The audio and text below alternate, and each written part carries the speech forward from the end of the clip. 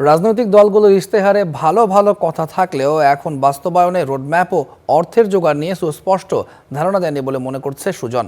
জুলাই সনদের বেশ কিছু ইস্যুতে একমত হয়েও দলগুলো ইশতেহারে ভিন্ন কথা বলছে বলেও অভিযোগ করেছেন বদিউল আলম মজুমদার। এক্ষেত্রে সামনে এসেছে ৫% নারী আসনের মনোনয়ন না দেওয়ার বিষয়টি। নানা অঙ্গীকার প্রতিশ্রুতিতে এরই মধ্যে নির্বাচনের ইশতেহার দিয়েছে প্রায় সকল দল, আর সেসবের পর্যালোচনা করেছে সুশাসনের জন্য নাগরিক সুজন।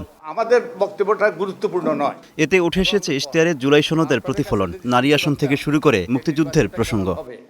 আপনারা কি দেখছেন? পরে সুজন সম্পাদক বলেন, জুলাই সনদের কিছু ক্ষেত্রে একমত হয়েও ইশতেহারে ভিন্ন কথা বলছে বিএনপি সহ অন্যান্য দল। জোর দিয়েছে জনপ্রিয় ইস্যুতে। জুলাই সনদ যদি হাঁ ভোটে জয়যুক্ত হয় তাহলে জনগণ সার্বভৌম ক্ষমতার অধিকারী, এবং সব দলই একমত হয়েছে যে এটা গণভোট হবে।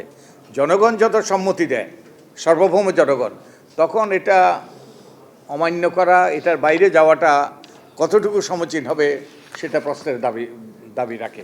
এইসব ইশতেহারে ভালো ভালো কথা থাকলেও তা বাস্তবায়নে রোডম্যাপ ও অর্থের জোগান নিয়ে স্পষ্ট কোনো ধারণা দেওয়া হয়নি। এই ইশতেহারগুলো এত জটিল এবং এত বিস্তৃত, আমি জানি না, আপনাদেরকে জিজ্ঞেস করবো না আমি, আপনারা কয়জনে পড়েছেন সবগুলো, এবং এগুলো রপ্ত করা এই অল্প সময়ের মধ্যে দুরূহ।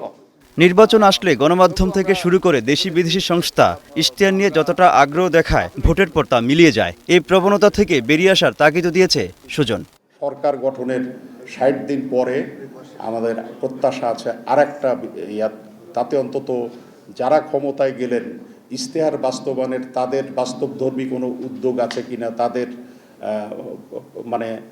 দৃষ্টিভঙ্গিটা কি, প্রবণতাটা এই ক্ষেত্রে তাদের, এটা আমরা দেখার চেষ্টা করব। Mohammad Omar Faruk, star news, Dhaka.